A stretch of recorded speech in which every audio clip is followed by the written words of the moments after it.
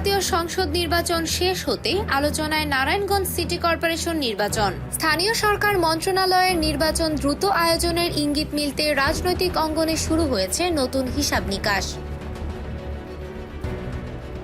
এরই মধ্যে সাবেক মেয়র সেলিনা হায়াৎ আইভীর জামিন ইস্যু ঘিরে তৈরি হয়েছে নতুন রাজনৈতিক সমীকরণ। বৈষম্য বিরোধী হত্যা মামলার আসামি হিসেবে বর্তমানে কারাগারে থাকা আইভী 5টি মামলায় জামিন পেলেও পুনরায় গ্রেপ্তার দেখানো হয়েছে। তবে তার সম্ভাব্য মুক্তির খবরেই নড়েচড়ে বসেছেন সম্ভাব্য মেয়র প্রার্থীরা। এমন আলোচনা চলছে রাজনৈতিক মহলে।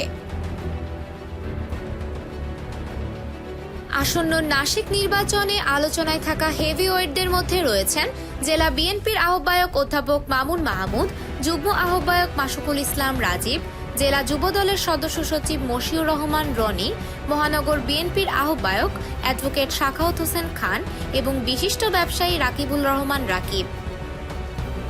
রাজনৈতিক বিশ্লেষকদের মতে আইভী নির্বাচনে অংশ নিলে সমীকরণ বদলে যেতে পারে। তার দীর্ঘদিনের সাংগঠনিক ভিত্তি ও ব্যক্তিগত ভোট ব্যাংক এখনো বড় ফ্যাক্টর। JTV news desk.